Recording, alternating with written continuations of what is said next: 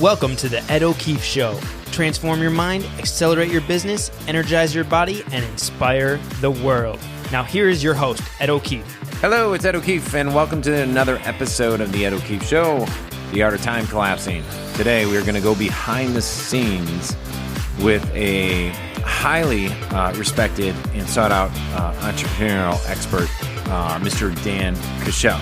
Now, it's Friday at 5:20. I can't wait to have a glass of wine, and I am really excited and energized because Dan and I go into some amazing conversations on this that really, after the call, gave me some clarity and insight, being a very, very busy entrepreneur that was really welcomed. I'll just have to tell you that. So let me tell you a little bit more about him. Dan Kuschell is a husband, dad, serial entrepreneur, and angel investor. He is a growth partner for Genius Network, which is owned and founded by Joe Polish, who's very well known and very well respected. Dan is the founder of Growth to Freedom, has started and built 11 companies and coached over 5,329 entrepreneurs. He can add 5,330 because he coached me today on this podcast, and small business owners on how to grow their companies. Dan is a business growth expert and will help you grow, optimize, and scale.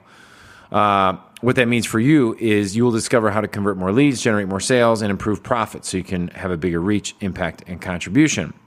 You can also learn more about Dan at geniusnetwork.com and his show, growthtofreedom.com. Or check him out on YouTube, LinkedIn, and Twitter. Now, again, I really think what you're going to love about this, and I want you to stay with it, is we go into some conversations of optimizing and freeing up your life and doing what it is you were meant to do in this podcast. So please enjoy it.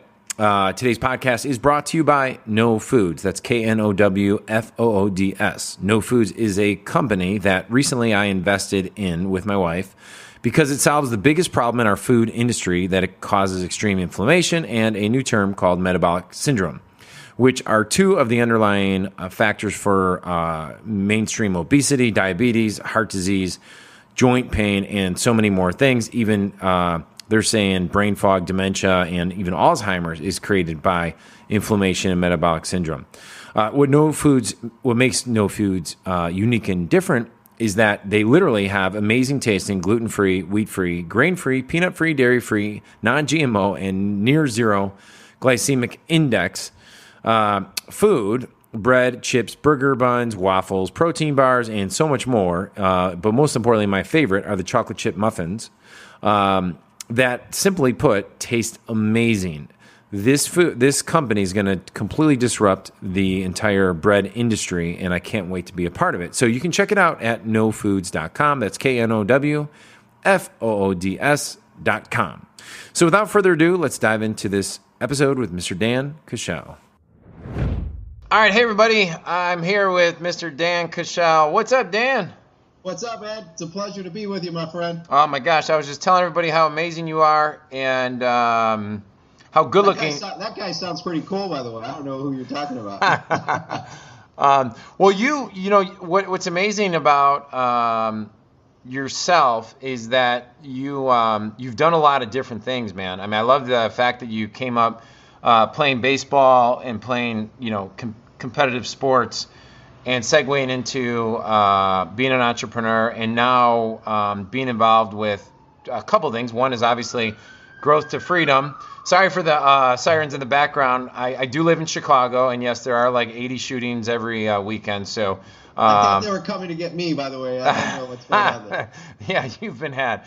And now you are, I don't know exactly your role with Genius Network, but I know it's a pivotal or a very important one. So can you take us back, Dan, and just bring us a little bit of background of where you came from and how you started moving, before we dive into specifics of growing companies, creating the life that you want to live, and simplifying. I really want to talk about, simplifying growth and freedom today. But take us back on who are you and where you kind of came from there. Yeah, so the short version today, I think the way I would describe it, people ask, like, what do you do for Joe? What do you do for Genius Network? And, Damon John, who spoke at our recent Genius Network event, he said recently, and it's also in his newest book called The Power of Broke, he says, if you can't describe what you do in 2 to 5 words, you're commoditized in a matter of a couple of years.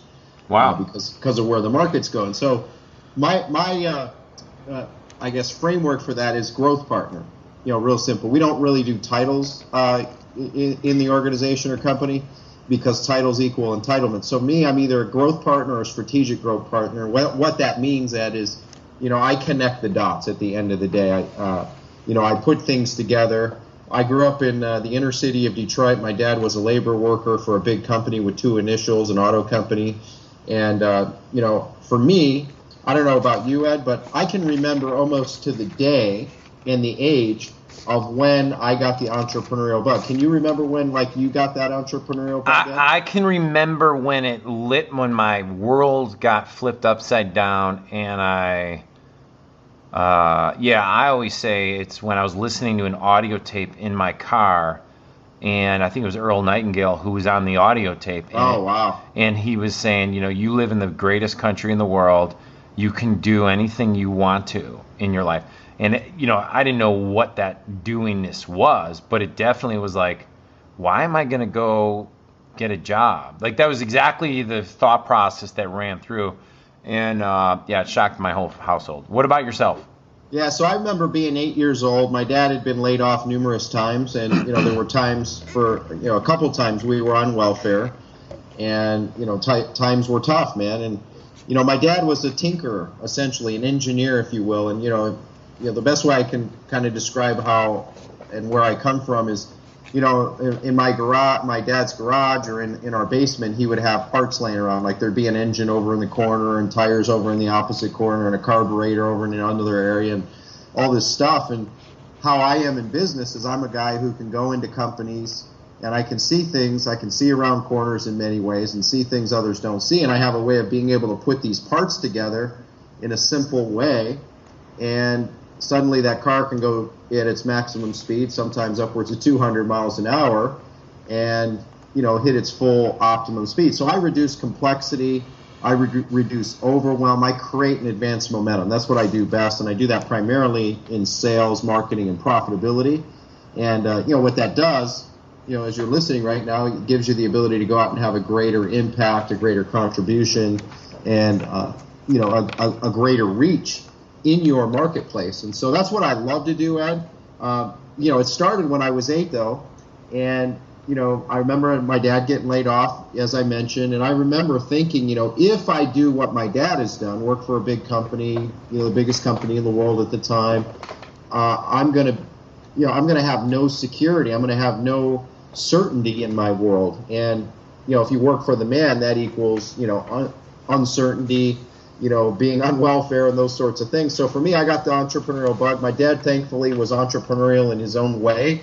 And so at 10 years old, he got me introduced to personal growth. I can remember my first seminar at 10 years old. It was actually a baseball clinic for coaches, but my dad dragged me along.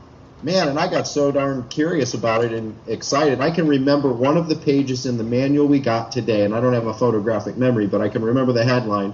It said, headlines, as you know, Ed, are important, right? That's right. Yeah, and it said positive mental attitude. And then the first sentence went something like this, that success in baseball, sports, and life is 90% mental and 10% physical. And at 10 years old, I got indoctrinated with that. I can still visualize that page saying that today. And that was really the foundation. And my dad had a couple companies over the years. They didn't really work out that well. But for me, fast forward to my late teens, I was in college. I wasn't sure what I was going to be doing. I was pursuing baseball, and then I had a bunch of injuries happen. And my sister, Ed, she introduced me to a company that was in direct mail. And I went into this company, and I was so fascinated how you could take, back then we didn't have the internet, by the way, so this is like in the late 80s. For some of you that are listening, you probably weren't even alive yet. But back then, I got so intrigued how you could take printed literature, put it in the mail, and people would respond and send you money, or you'd put a message on TV or a message on radio. And so I started working in this company part-time primarily during my off hours of school and sports and in summers. And I just got so darn curious, and that's when I got introduced to people like Tony Robbins, Tom Hopkins, Brian Tracy, etc. And I just dove into this stuff. And then in 1992, I started my first company, and it was basically, I figured I could build a better mousetrap. We had a very unique proposition that we offered business owners in the health club industry. We'd go in, basically we'd front all the risk, run media, we'd run direct mail, run TV, run radio ads, and then split the profits if there were any. Wow, with the owner. Wow, you did that model. That's pretty impressive. Yeah, back then, like prehistoric days, right? And get this, you'll love this, Ed, I think. We would go into the clubs. I started building assessments in 1992 because there was a lot of competition in the health club industry doing parts of what we did. But my unique twist was I believed everybody's in selling, everybody's in influence, and well, what if you could improve everybody on your team? So I hired a guy from Apple who had cashed in his stock. His name was Cyrus, and he wrote a custom program that essentially, imagine if you're the owner, Ed, and we'd come to you and I go, how would you like to have an assessment to know how good your team is at influence, persuasion, and selling, regardless of their background, regardless of what position or role they play? We'll assess them. We'll identify their strengths. We'll identify their weaknesses, or their strengths, their weaknesses, and then we'll bridge the gap by having training to go along with all the other stuff we're doing. So in other words, our model, and a lot of the models where if you feed a man a fish, you feed him for a day, right? So we'd go in, we'd increase sales, run the promotions. But our model that was unique is we would feed them, teach them how to fish so that they could fish for a lifetime. And that's where the sales training kind of matched together or married together the two ideas. So back in 1992, we were doing assessments to evaluate what people were doing. And so we got started. I built that company, and then we had some things happen. And fast forward to today, I've built, and grown 11 companies, Ed. I sold a couple after a big health issue in the mid-2000s, took some time off, regrouped. And Joe and I decided to team up about 4.5 years ago, and it's been a lot of fun building and growing the Genius Network community. Wow, good for you, man. Well, I want to backtrack a couple points there. So you figured out, like you did two things that are just genius. One, by fronting all the risk, you created literally, what we'd call the irresistible offer that you just can't say no to, correct? Yes, although I can't take credit. I didn't invent it, but I adapted it, modified it, amplified it, made it better than what I had learned in the companies that I had worked with. But it worked pretty well because an irresistible offer where you can do as much to create a result in advance or eliminate or reduce the risk altogether, I mean, it makes it hard for someone to say no, especially when people like you and trust you. Absolutely. And then you went one step further, and then you actually did what's the hardest part, which is training employees. So you did the done-for-you model as well on top of it. Yes.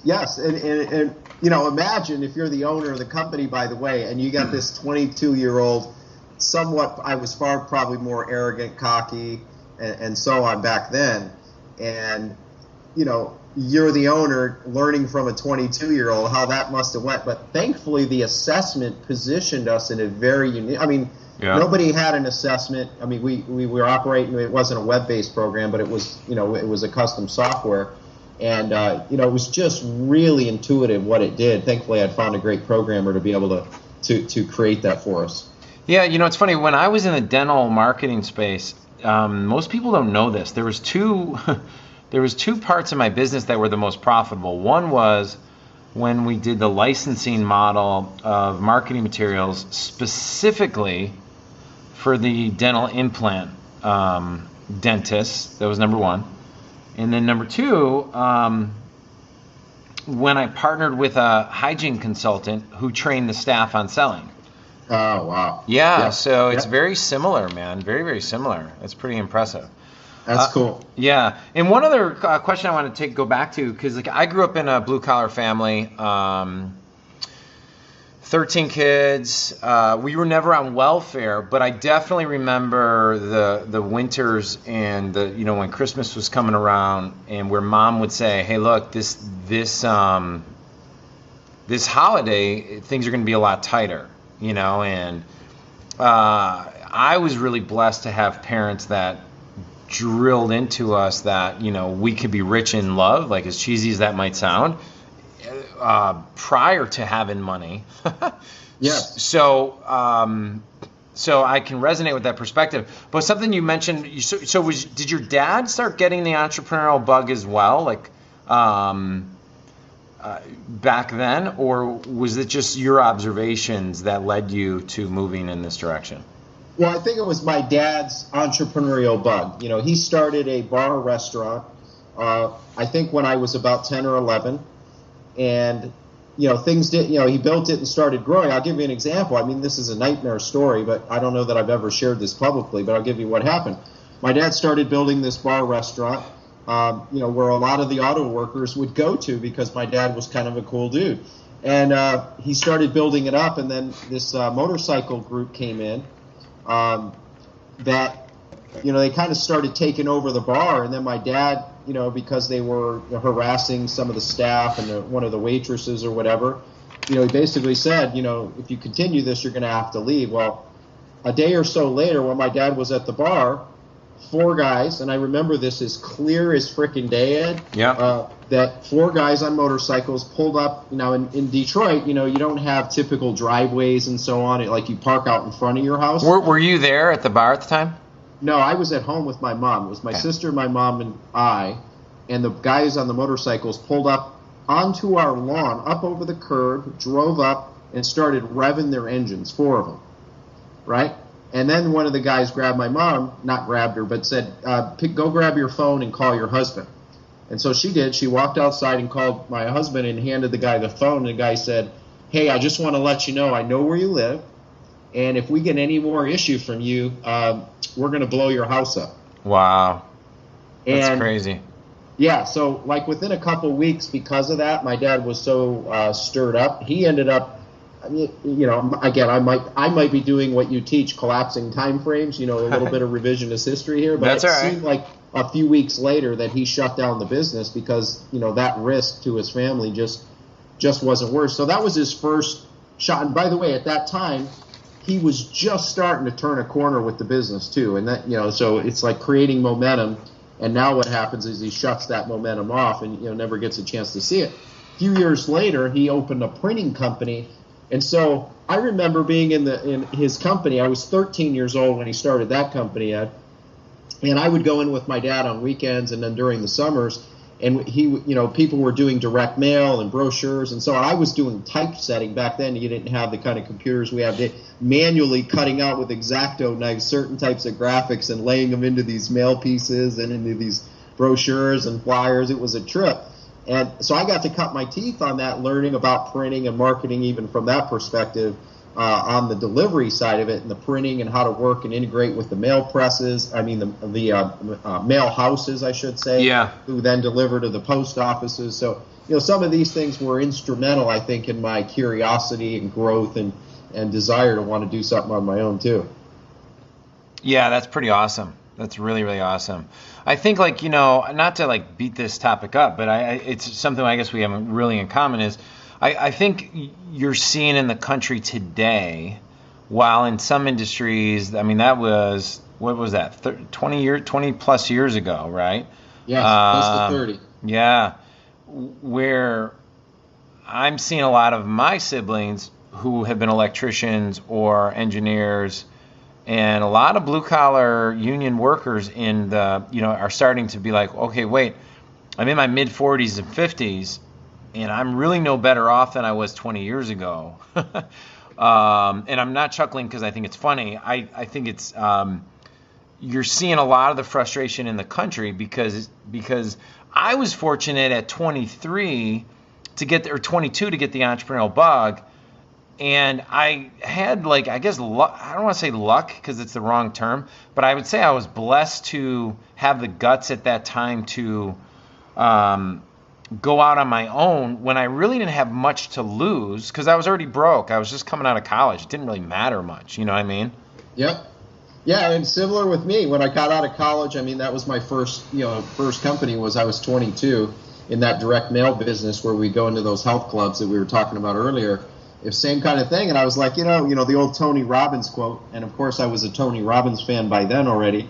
And one of his big things is, what if what would you do if you knew you couldn't fail? Yeah. And being 22, right? You probably could remember back being 23. Hell, you live this way now. And it's like you're a warrior. You're just going to go make it happen. Right? You're just going to go do it. Yeah. Thank God for the naiveness that was also accompanying that, because it allowed you to actually have the guts to go out there and do it. Exactly. Awesome. Well, you when you were describing what you do with the reducing complexity, overwhelm, and helping entrepreneurs make a bigger impact. I wrote those notes down because it's so funny. It's like truths that is just so great to hear, and sometimes, like, even myself running the podcast, running the companies, I'm like, I was so excited to talk to you today because I'm going to ask you some selfish questions because with 7 kids and trying to do a lot of amazing things and make a bigger impact. The one thing that I think is very common for myself and even my coaching clients is this growth becomes complexity and achievement becomes overwhelm. Yes. And so can you walk us through what your observations are of entrepreneurs that are pressing, trying to really make success happen, and then where the breakthroughs are so that we can get to, because really complexity and overwhelm defeats the whole purpose of making an impact, because you're not, filled with energy and expanding at the rate that you can make a bigger impact. I guess that's where I was going with that. Yeah. Well, Brother Ed, I can tell you that I don't claim to have figured it out. On the journey I've been in, I've had some ups and downs running and building and, doing what I've done, 11 companies. And, for me, it took a wake-up call, essentially, for me to really come to grips with it, because by my own nature, Ed, I'm a workaholic, addict to some degree, and, to my own devices, I am, highly dysfunctional, frankly. That's just being real as I can be, man. I'll give you an example. In the early 2000s to mid 2000s, actually, I guess it started in the late 90s, I was building up my companies, and for a decade, literally, no joke, I averaged only about 2 to 4 hours of sleep a night. Wow. And one day I woke up, it was 2 weeks after my son Kyler was born. My daughter was 2, and I woke up with chest pain. I had 5 companies at the time, 200 employees. We were doing some pretty big numbers, big impact, all these types of things. And I woke up with chest pains, and I called my doctor. He says, hey, can you get to the hospital? Long story short, I end up in the hospital. Imagine walking into a hospital just for precaution, and then they take a few assessments. All hell breaks loose. They put me on a gurney. They start strapping all these different diodes on. Next thing I know, I'm in there for 4 days. No. Yeah. I have a procedure. I have to sign a disclaimer. It says I have a 1 in X chance of dying. And you just had your son 2 weeks ago. Wow. Man, it freaked me the hell out. And, there's, a great book I read when I was in high school called Death and Dying by Kubler-Ross. And they, talk about multiple stages of loss, which, DABDAR, denial. Yeah, DABDAR, yep. Yep. Denial, anger, bargaining. Depression, anxiety, and then you have your response. I think I went through all those emotions, Ed, in like 2.5 to 3 hours one of the nights after signing that disclaimer. And so then it went from the victim mentality to the victor mentality of, okay, when I come out of this, I'm going to make some changes. So I hired another coach, and I'd always had coaches for years, but I hired a coach. Her name is Christy. I still work with her today, Christy Lopez here in Phoenix. Oh wow, great. And she got me to really hone in on a few things. She got me to get selfish, actually. And it took this for me to kind of get real about it. Dan Sullivan talks about it regularly from Strategic Coach. He's one of our Genius Network members. He says, the first progress starts by telling the truth. Yep. And for me, she got me to hone in on 3 simple questions, Ed. Everything I do is related to these 3 questions. Why we're together today. Why did I meet you a handful of months ago at an event like I did? is because it fits under the paradigm of these 3 questions. So I'd love to share these. So Please. Number 1 is, what do I want? Now strip away all the onion stuff and strip away all the misconceptions and strip away all the things we think people want us to say and get real with that of what do I want? For me, for the first time when she got me to do it, first of all, the first day I did it, I put one answer down and I sat there and stared at my paper for the rest of our session together. That's how uncomfortable it really was. When I was really getting real, but it was easy to come up with all kinds of fluffy stuff. But the real answers, the deep answers, the real deep truths inside, it was a very tough process. And so I discovered some things about what I wanted and most importantly what I didn't want. So what do I want? Number 2 is, who am I? Not the labels of CEO and founder and entrepreneur and dad and husband, all those things, but the characteristics, the qualities from a human being point of view, and getting real on what those qualities are. And then number 3 is, what do I stand for? And when I got clear, and I'm still working on, they continue to evolve. It's an ongoing process, Ed. But when I got clear on those after a few months working with her through this process, what I realized for me is I didn't want to have 200 employees anymore. I didn't need all these moving parts. So I sold my companies. 18 months later, I sold the companies. And after I sold them, I was on board in a ongoing advising relationship. But really, I was able to take some time off and really be a full-time dad. And I got my health in order. I lost close to 70 pounds. I was able to spend time with my kids. I didn't want to be one of those dads, right, that when their kids in their 20s were asked or their 30s were asked, well, what was your dad like? And he worked a lot, right? Yeah. That was for me one of the things. What did I want? I didn't want that. And who did I stand for? And who am I? Those were really important for me. Not that everybody has that same framework. You've got to decide for you what that is. So for me, I made some shifts, Ed, and I sold the companies.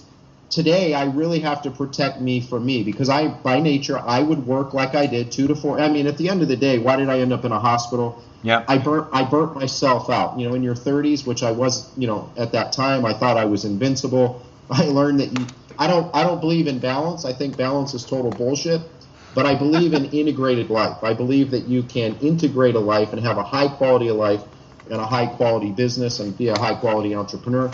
Today, my simple framework is this, Ed, that I'd love to share. It's leadership is as leadership does, right? And as entrepreneurs, as leaders, where do we need to be a leader first? With ourselves. Number 2 is with our family. And then number 3, everything else. I was doing it backwards. Yeah. I was trying to have the outside, meaning my businesses, demonstrate my leadership, but inside I was broken. At home, things were not as great as they could have been. And today, I am so proud that I get to be a great husband first, a great dad 1A, and then everything else. And so I create rituals today, and they've evolved, and they'll continue to evolve. But I bookend my day, regardless of what happens in my day, Ed. I have set things up. Tony Robbins, I know you're a big fan of, right? Yeah, I love Tony, yeah. Yeah, he's got his 6 human emotional needs, certainty, uncertainty, significance, love, growth, and contribution. And so he says, try to find the things that charge you up and fill those 6 needs, or as many of those 6 needs, and identify and get clear on what those things might be. So for me, this is one of those things. The front end of my day, I wake up most days between 5 and 6 in the morning. I get up and exercise, usually for 30 minutes to an hour. I know you're big on that. I mean, you're a great example of, a fit at home, fit in life, fit in health, and you're fit in your business. And that's why you have the following you do. You're a leader the way you are because you lead by example. And for me, I start the day with that exercise ritual, not a routine, but a ritual. And then I write because that's something I enjoy doing. And, whether that's writing copy or whether it's writing in my journal or a combination of both. And then I meditate. So that starts my day, and that fills all 6 of my emotional needs right up front on the first part of the day. Then I bookend my day, no matter what happens in the middle. At the end of the day, I have a series of things my family and I do together that we're grounded in these things. So one is based on a framework of 5 questions. Not that we ask all these 5 questions every single night because that would get old and routine-like and robotic. But these are the foundation of it, and other questions and other things pop off it. So the first question is, what am I grateful for right now? Love it. What have I done well today? What am I happy about right now? What mistakes did I make, and what did I learn from it? And you know what I love to do, Ed? I love asking these of my kids, because my kids have taught me to be a better leader, right? And, when my kids, the one question they embrace seemingly the most is the one where, what mistakes did you make? My kids, I don't know about you, Ed, but when I was a kid, I didn't want to tell my mom or dad of my mistakes, because they kind of slammed mistakes, and they did the best they could. But my kids, they embrace mistakes because of the culture we built at home. Good right? job. Yes, absolutely. 100%. And then they like this, what I learned from it, Dad, I did, blah, blah, blah, blah, blah. And it's just really cool to have that kind of a culture. And the other part is, companies talk about building a great culture in their company and having core values. Well, one of the prides I get, Ed, in doing this, and I can send a video if you want. Joe Please. Actually interviewed my kids, but, my kids, if you go, hey, what are the Kuschell values? My 11 and 9-year-old will go, champion, choose health, action, mastery, purpose, invest in yourself, opportunity seeker, and never quit on you, right? That's our core values. And then if you ask them, hey, what are the top 2 skills you need to learn to be successful in life and business? And they'll go, marketing and selling. What is marketing and selling? Marketing is storytelling. What is selling? Influence and persuasion. Love it. And then, how do you make money in the world? Transformation and adding value, right? So, I love the fact that I can integrate my life first, meaning my family, my kids, us coming together in unity and connecting and bonding, and I get to, ideally do that in my businesses today too. Yeah, well, there's so much there to go with. What I want to circle back to. It's so funny you mentioned that. So with Time Collapsing Academy, one of the things that's on my docket is to create an evening gratitude journal, like under our brand, and do it for kids, because I have 7 of them. Yes. And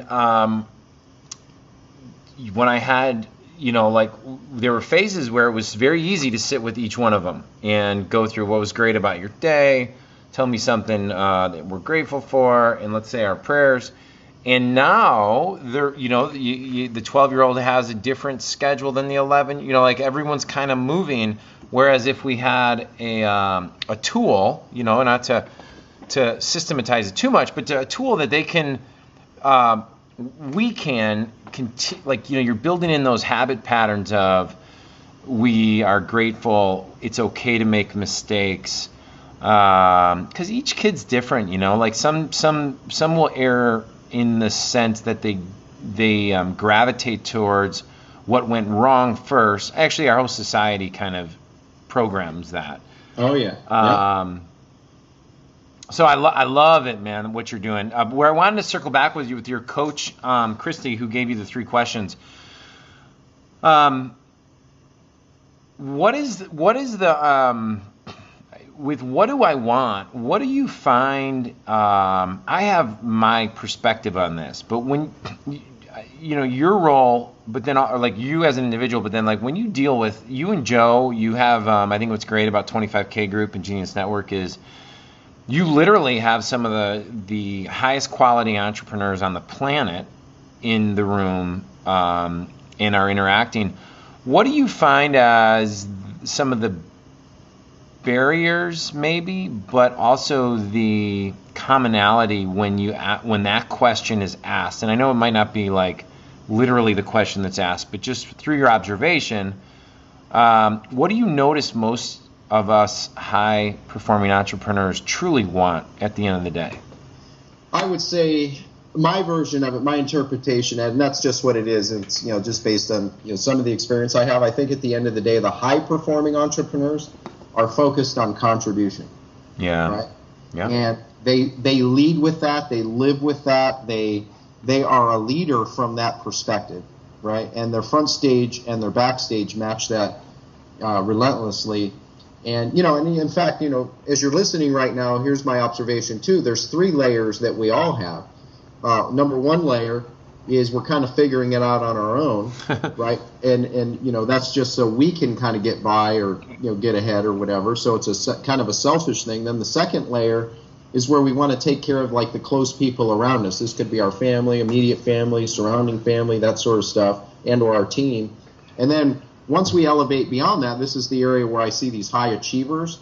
they just live from this place and they make decisions from this place. Even when they start over, like one of our members, his name is Richard Rossi, and I know. Yeah, I met Richard 2 weeks ago. He was great. Yeah. Brian Kurtz ran a boardroom dinner here in Chicago, which I was blessed to be a part of it. It was great. Yeah, and Richard's done some amazing things, and he sold the company, he had built it up to $100 million, and then he sold it, took a couple years off, and started a new company, and now he puts these high achieving students. But his whole approach day one was contribution. He didn't have to go through the selfish phase and the take care of the family team phase. It was just elevated, and so the high achievers, they just operate from that place of going, how can I contribute? How can I add value? Naveen Jain, who's been a part of our Genius Network community at speaking and some different things. He runs a company that does over a few $1 billion a year, and he said it so interestingly at one of our events. He said it so matter of fact. He goes, and he's Indian, and so he's got a little bit of an accent. And he goes, if you want to build a $10 billion company, he says, just help 100 billion people. Yeah, that's cool. That's really cool. Just matter of fact, like you and I talking about, hitting a volleyball over the net. He's like, yeah, if you just want to build a $10 billion company, just help, 100 billion people. What are you talking about, right? So, scale it back to depending on where you're at. But if you can focus on the impact, on how the number of people you can help, overall, or solving an X dollar problem. Like if you want to build a $10 million company, well, how do you solve a $100 million problem or help 100 million people, right? So you just can play that game with yourself, but start from that position, that perspective. And I think that's probably the common theme I see. What gets in the way, man, I think, I don't know about you, Ed, but at times being an entrepreneur over the years, there's a feeling of, being alone, being isolated. Sometimes when we have problems as entrepreneurs, because we are problem solvers by nature, we go internal. Yep. And we lock it away instead of seeking help. So I would say, and I'm speaking to myself here. This has been one of my anchors, if you will, that I've worked on improving over and over again. And thankfully, because of the Genius Network, I've got a group of people, a community that I can reach out to if I need support or need help in any kind of area. And all of us have our version of a Genius Network. I mean, Joe has regularly said this: any problem can be solved with a Genius Network. So even if you're not theoretically in Genius Network, you have your own Genius Network in your community. Think about it. Who do you know that's the best that you know of that could help you in health? Now, if you're in Ed's community, Ed should and is part of your Genius Network. I mean, he's brilliant. He's a genius. He's going to help you open doors. He's going to, he's got he's one of the most connected people in the world. So ideally, if you run into a challenge or think about what do I need help with right now? What's that one thing? Well, if you're a part of Ed's community, you may want to reach out to Ed or his team and go, well, I could use help with this. Yeah. Right? Or take advantage of the resources that Ed will help you bridge the gap to those things overall. So having a Genius Network is also a great solution. Yeah, I'll tell you something. I don't even know where to start, because what you're saying there is something magical has happened in the last 2 years. I don't know. I'm gonna bounce around here. But you'll see where we come back to, because I've feverishly been writing notes. So in my book, I don't know if you've ever Carl Jung. I use a quote that Wayne Dyer in his movie The Shift. He opens with a poem from Carl Jung, which talks about. I'll just read it real quick. It's just a few sentences. Okay. Thoroughly unprepared, we take the step into the afternoon of life. Worse still, we take this step with the false presupposition that our truths and our ideals will serve us hitherto. But we cannot live the afternoon of life according to the programs of life's morning. For what was great in the morning will be little at evening, and what in the morning was true at evening will have become a lie. Now, I interpret that, how that hits home with me is that, when I went through the phases of an entrepreneur, I was just trying to figure out a way to make money. I mean, I was broke. I was trying to, I had a couple things I was trying to do, and all the things I ended up doing contributed dramatically to the people that we created products for and still do. But what's really shifted, what's been really positive, and I don't know, I kind of thought you were going here, is that when you talk about the phases, is that on the other side, I'm starting to see like, wow, by being selfless and creating value here, the byproduct was it was very, very easy to market and sell that thing or whatever it was. Like it,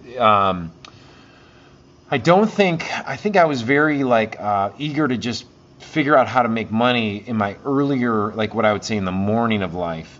And now later, I'm like, man, our basic needs are met. We do good. We're doing good. We will never have a challenge with meeting those basic needs. So now it becomes into kind of that second question of like, that you had written down with your coach, like, so who am I and what do I want to stand for? And then how do you push out value from that place, Yep. So yeah. I just love this. I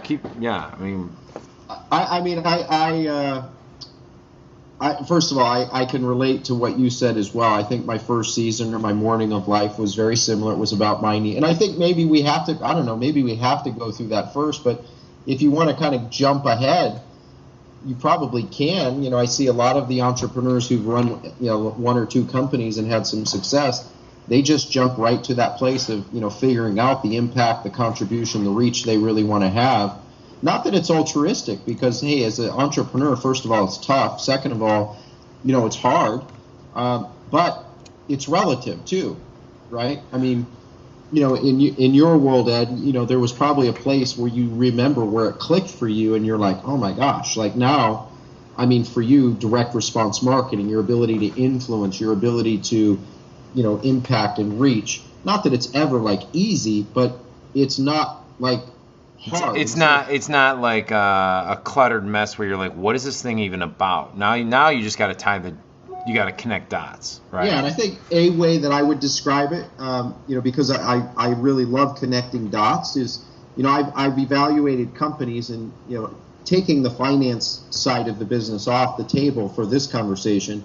I feel there's 6 capabilities that we've got to master in business. And I think in the first phases of our business career, we're really focused on figuring out these 6 capabilities. Some we figure out because we, go the path of learning from a coach or a mentor, working with someone like you, right? Or we learn it through like trial and error, and we lose our shirt, and then we kind of figure it out. So these 6 skill sets or capabilities or quadrants, these funnels, if you will, in a company are sales, marketing, productivity, hiring and recruiting, mindset, and leadership, right? And, in your business right now, as you're listening to Ed's show here in our conversation, if you look at your business and look at those 6 areas, sales, marketing, productivity, mindset, leadership, and hiring, on a scale of 1 to 10, 10 being greatest, where would you rate yourself 1 to 10 in each of those categories? Well, if you're not a 10 yet, first of all, you should know that you can go to Ed and his resources and his company, and he's going to help get you closer to that 10 just by the mere fact of being a part of what he's doing. But when you're new, you're kind of, it's, the 4 phases of learning we go through. We go through unconscious incompetence. In other words, we don't even know what we don't know until we know what we don't know, which is the second stage, which is conscious incompetence. It means we know what we need to do, but we just can't click it. In other words, we're riding a bike and we're kind of falling over a few times. Then we move from there to conscious competence, where now we know it, but it's clunky. So we're kind of riding the bike awkwardly and we're wobbling, but we got it. We got the 2 wheels going, and we can get from point A to point B. Then we get to a place of where it's unconscious competent. In other words, we know it like the back of our hand. So these 6 capabilities, marketing, sales, productivity, hiring, leadership, and mindset, what happens is when you get them, to a place where you're constantly at an 8, just that you vibrate at that level, well, now what happens, it allows you, I think, Ed, I don't know if you feel this way, I'd love to get your take on it too. It now really does allow you to focus on the bigger picture of the business. Like, in your world, how many opportunities do you have come your way where you say no to them, but 20 years ago or 10 years ago, you'd have been all over. You'd have died for it. Yeah, totally, right? totally. Yeah, and if it's not a multi-million-dollar opportunity with a multi-million-dollar impact, it's like, what's the point, right? Yeah. I think that's where, like, like early on, you mentioned sales and marketing as number one and number two, probably for a reason, correct? Yes, absolutely. Because that makes the cash register ring. That's, if you don't do that, then you don't really have a business. There's really no opportunity. No one cares, right? How many people do we know that are talented, but they can't sell, they can't market, and therefore they struggle all the time? I mean, it's sad that there's, that's why I think if someone said to me, if you're starting over, what should you do? Invest in learning how to sell and learn how to market. Yeah, and I'll take it even one step further. Go offer to work for free for a guy like myself or Dan or any of the people in these networks, just to get real world grassroots. Because we're all looking for someone who's willing to just grunt things out that we don't have the time for. But anyhow, yeah. So here's, I want to, just for time's sake, I want to segue a little bit. You got that matrix of 6 areas, right? Yep. I feel like I'm more like a guy similar to Joe in the sense that I have a million ideas. A lot of the guys in my coaching club are similar. They're definitely sales and marketing guys. They love ideas. They can come up with hooks. But if you look at Colby profile, the follow through is probably a 3, and their quick start and fact finder is probably high. Like my quick start's around an 8 or 9. My fact finder is around an 8 or 9, which is why I love doing these interviews, which is why I love reading, which is why I love teaching.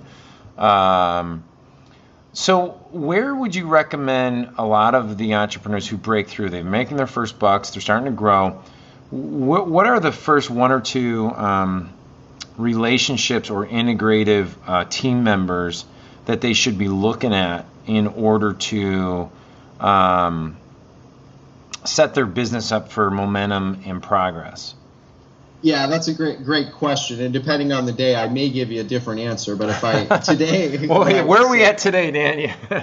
Yeah. Today I would say the best hire we can all make is having a project manager, especially the creatives. My Colby, like yours, is high, quick start. Although my fact finder and follow through are low. I'm a 3.394, believe it or not. Is that right? Wow. Yeah, and I've learned to follow through, but it's not comfortable, nor is it ever. You got to work at it. Yeah, you got to work at it. Really yeah, got it.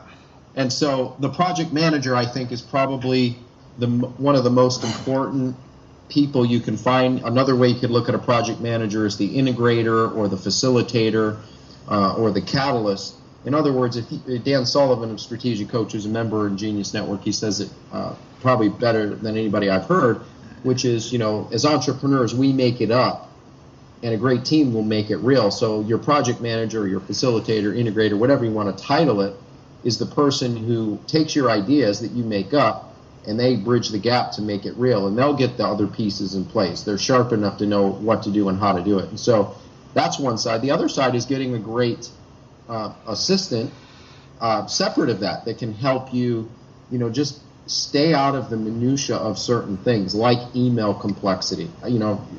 For me, I'll give you an example. At about, 8-9 months ago, I was buried in email, 2,000 emails in my inbox, and I don't know why I didn't have a solution for it at that time. But finally, I was like, "Hey, dummy, wake up!" And so I brought on a new assistant. And I've got less than 30 emails in my inbox at a time now, right? She just helps manage it. She helps, it's delegated, and I have high trust in what she does. And so it allows me to have more free thinking and get more higher level things done. So that's the second. The third would be whether you get a brainstorm partner or a sounding board or just pay somebody the money to be a copywriter for you in your business. For me, it's been one of the best investments I have ever made. Now, a way you can do that is join a group, a community. Like if you're a part of Ed's community, Ed's one of the smartest direct response marketers in the world. You're being overly kind to me today, Dan. I tell you. No, but, I'm going to have you on every week. Yeah, it's true. And you bring a group of people together who are some of the sharpest people, and you're surrounded by the sharp. So, iron sharpens iron, right? And at the end of the day, I want to be around people who understand psychology. I mean, we're all in the behavior modification or the psychology business. It's just, that's psychology in print, or that's psychology in video. It's influence, it's persuasion, it's the marketing. So get around people that they're up on it, because so many people I find in small businesses, when you talk about marketing or when you talk about sales, they're down on it. What people aren't up on, they're down on. And as an entrepreneur, it's important to stay juiced. It's important to stay charged. And the people who move the dial, the direct marketers, the people that are super connectors, influential. Again, you're listening to Ed's show. You're part of Ed's community. You've got access to it. So find either through Ed or with Ed a person that you can have as that sounding board. So I would say it's threefold. One, it's that project manager, integrator, facilitator. That's one. Two would be make sure you've got your personal minutia handled. So that could be a virtual assistant or personal assistant. And then the third is team up or go join a group or go join a mastermind of some kind where you're around people who have the mindset of direct response marketing and influence. Yeah, what's awesome is I was on a phone call. I've met with a lot of agencies and different people, and in direct response world, like agencies has almost has like a negative connotation, right? Yes. However, but I think to bring it a little specific, it was like a direct response optimization team. And what impressed me most about this guy was that he was using languaging that I was like, where did you get that from? And he said, I'm in this one coaching program with, what the guy's name who wrote Innovate, it's Christensen is the, and he just came out with a book called, it's not about luck or something like that, like Predict Your Luck. I'll bring it up right now. I think it's Gordon Christensen, right, for innovators. And then, to take it one step further, I was asking him about his methodology, like how do you optimize funnels and do different things? And he explained, well, this is what we do. And I go, okay, who'd you learn that from? And he's like, oh, well, I'm in so-and-so's mastermind and coaching club. And he immediately, because he's spending his own money going out and learning from other people and investing in his methodologies, he totally separated himself from the other 5 agencies that I've spoken to regarding possibly hiring them as an optimization team. Now, whether we do that internally or do it, but what I want to share with everybody is that one of the big growth challenges I would say for myself is that being a high-level optimizer and direct response copywriter and marketer to grow, I need to also have people that can leverage that skill set. So it's not a trading time for dollars. Does that make sense? Totally. And what's interesting, Ed, that you say that is when I was building up my companies in the mid 2000s, I actually hired 2 copywriters in our company and ended up paying them well over 6 figures. Well over 7 figures a year to write copy. Now it was partly performance based, which is where that really kicked in. But obviously, if they were getting paid well, it meant the company was doing well too. And so Brian Kurtz is a great example. We were talking about that before the conversation.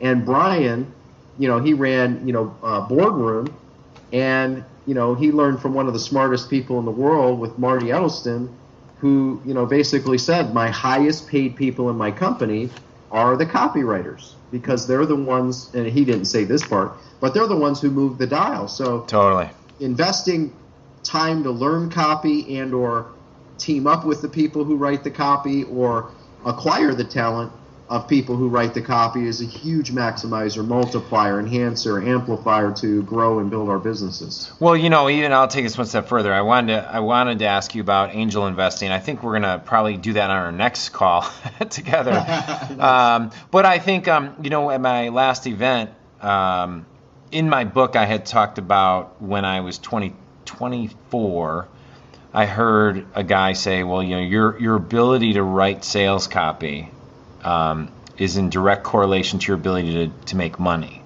Yes. And somebody asked, like when we were doing an open frame Q&A, someone said, "Hey Ed, how would you answer that question today?" Now, 20 years later, almost 20 years later, having been involved with multiple different businesses, I said, I think it would still be the same answer. And I go, here's why, is that if you wanted to be a better investor, or if you wanted to be a better strategist, or if you wanted to be a better, insert the blank, right? Yep. And it's in the business context. You need to understand the offer structure, the unique selling proposition, offer structure, the competitive advantage, the potential market, the sub-niche markets. Where can this thing scale? Where can this thing start? Where does it need to go?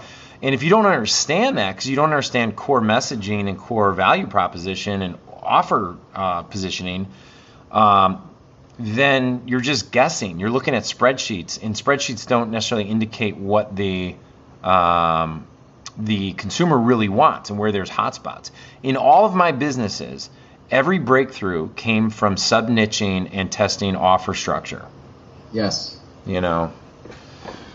So would you, and then the only other thing I was trying to say too is like, the only route I might have taken if I was starting all over again, I was 23, is maybe go work for somebody who invested in private equity businesses and then had an influence in making them grow, because you would see the other side of the aisle, which then you become an investor in people who understand offer structure. So they're married. I don't know the right answer on that because I didn't go that route. So, Yeah, I would agree with you, because it comes down to investing in people, from that side of it. And I didn't get that, good fortune either. I was fortunate that my first, I guess you'd call it experience was working in a company that did direct response marketing in direct mail and TV advertising and radio advertising. So I got to, grind my teeth and I guess get my axe sharpened through that journey, which, ultimately led today. And I would say the same thing that you did, is I would go back if I were starting all over again, outside of the private equity thing that you brought up, which I think is a great insight and something that if you're listening right now, I hope you took that note, and I hope you took the note of what he even mentioned about, what Ed mentioned about the offer structure and, unique proposition, your competitive advantage. I mean, if you go back and replay this episode, and I hope and I challenge you to do so, that little nugget of like the 6 things that Ed shared is what you want to know in copy, and that's a great lesson in copywriting that could be worth a small fortune if you apply it. So that being said, Ed, I would say the same thing, is spend the time to learn about writing copy. And one of the ways I was taught to learn copy years ago was to get access to a sales letter or a sales video or an infomercial, because they're already spending the money, and hand write the copy a couple times. And it will, I forget the exact terminology as far as what it does to the brain. I think it's called psychoneuromotor learning, where you hand write something and it creates a link in your brain chemistry. Yep. And it becomes part of your DNA. And it's one of the simplest, most effective ways that any of us can actually learn how to write copy in a short period of time, is, go transcribe an infomercial and then handwrite what was transcribed, or go get a sales letter that you like, or you realize that maybe is a $100 million offer, and write that offer a few times, and suddenly you'll start to invoke the same type of languaging, the emotion, the offer structure, and it almost happened by osmosis. It does. Yep. Totally agree with you. Yep. Totally agree. All right. Hey, Dan, so we're wrapping up here. Last couple quick questions for you. What is something you're most excited about when you look into the future? Well, number one is my family and kids. They're 11 and 9, so everything I do is really to lay a footprint and a thumbprint for them, and do the best I can to lead by example. Some of the things I shared a little bit earlier, like one of the things we're doing right now, Ed, is we don't give our kids allowance, for example. Like if you ask my 11 and 9-year-old, how do you make money? They'd go value creation and transformation, and then if you said, well, how do you do that at home? They go, well, each month we have a certain amount of tasks that we have to do. And then what I have them do is write a sales letter. Now they're 11 and 9, so it's not like a 19-page sales letter or anything. It's like a one-pager.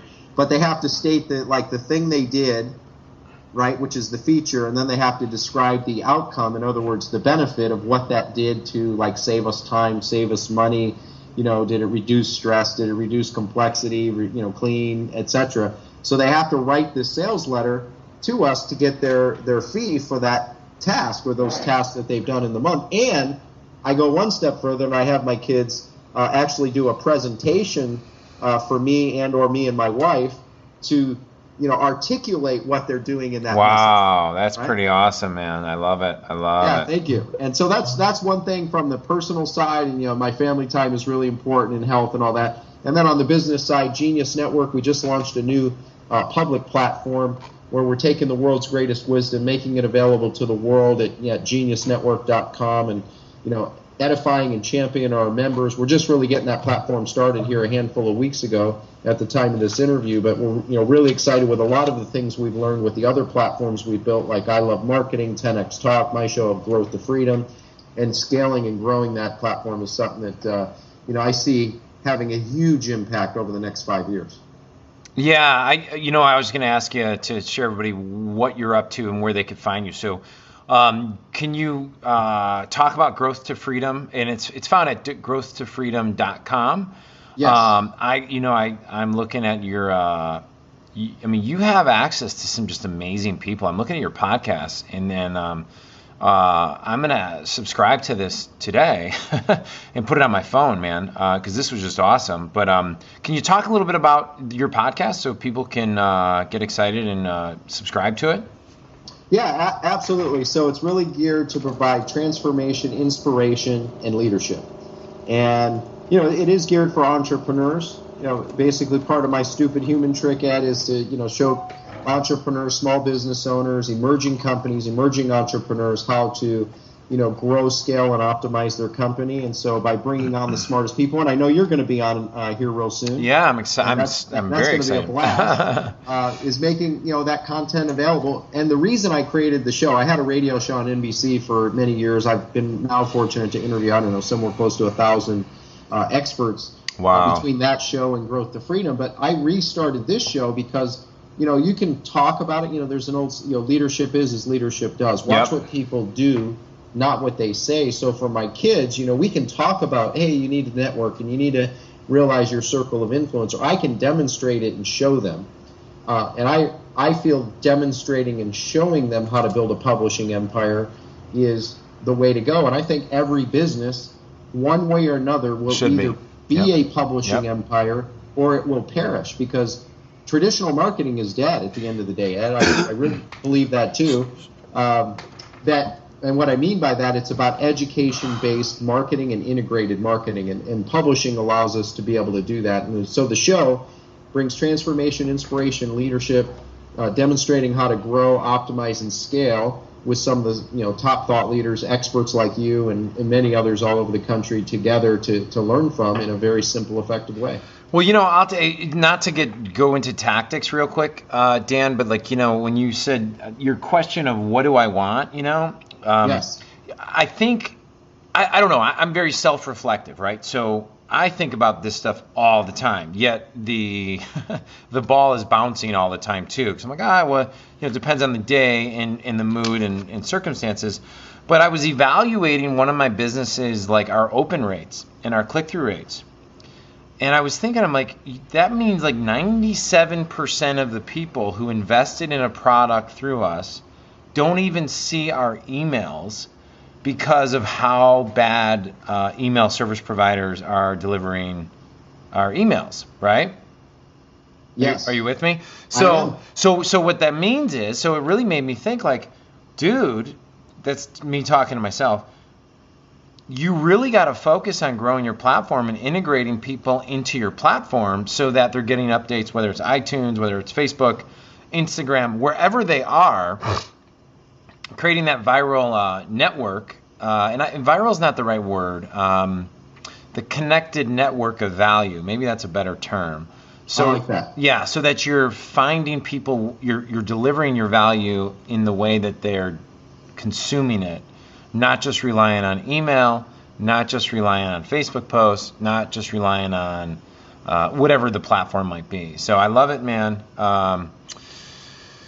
you're validating some internal thoughts I've had recently, and I would love to encourage people to follow your lead. And then go ahead and pitch. Give us a little where they can find information on Genius Network if they're interested. Joe was at that dinner the other night with Brian Kurtz and Richard Rossi, and it was great. Joe's always been one of my virtual mentors, so it was great to spend time with them and be connected there. Awesome. Yeah. So Genius Network, Ed, is really a place that high performing or high achieving entrepreneurs come together to essentially connect, collaborate, and contribute. To help each other get their big breakthroughs. And what our members tell us that gives them, it gives them greater clarity. It gives them greater direction. It gives them greater confidence and certainty. And what that does for them is, the ability to be able to go out and have create opportunities with each other at a high level, be able to set up joint ventures, strategic partnerships, and joint ventures. And what I would say the easiest thing to do to, learn more and kind of get acclimated in our community is simply go to geniusnetwork.com, geniusnetwork.com, and we've got a wealth of resources there. And if you want to go deeper at some point with our community of about 230 high-achieving entrepreneurs, or attend our annual event that we host once a year where we open the group and the community to the public, you can learn more about it right there at geniusnetwork.com. I love it, man. I love it. Thank you. Well, Dan, you are amazing. I really appreciate you. This is one of my interviews that I will go back and listen to, and I will post this to my coaching club members before I release it out, which will only be a week, but because it's just so valuable. So I appreciate you, and I really admire what you're doing for your family and your clients, and we got to be spending more time together. That's all I got to say. I agree, brother. I agree, and thank you for having me on the show. I look forward to seeing how we can help each other much deeper as well. And thanks. Awesome. Well, that's Dan Kuschell, everyone. You can find him at growthtofreedom.com and also at Genius Network and all over YouTube and everywhere else that he hangs out. So thanks, Dan, and thanks, everybody, for listening. Hey, it's Ed here. Thanks again for listening. But real quick before you leave, I want to tell you about two quick things.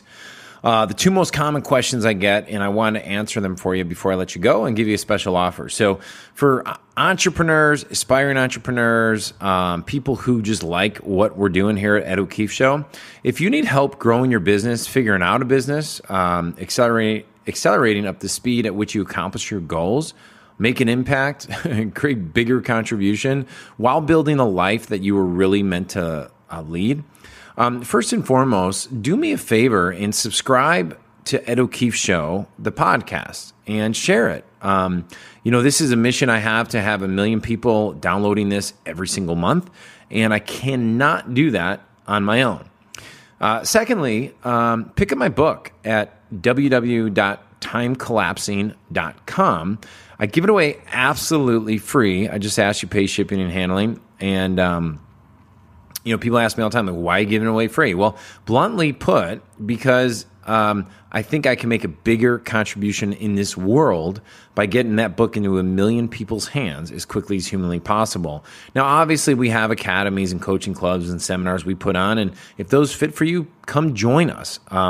But please, pick up the book and let me know what you think about it. And thank you so much for tuning into this episode of the podcast. You can find the show notes for this episode as well as all the other podcast episodes by heading on over to edokeefeshow.com. If you would, please go subscribe to the podcast on iTunes and leave a rating and review. Rating and reviews truly are the best way for you to show your appreciation for the show because they help more people find out about the podcast and decide if this is the one for them. So until next week, it's time for you to go out there, take action, and inspire the world.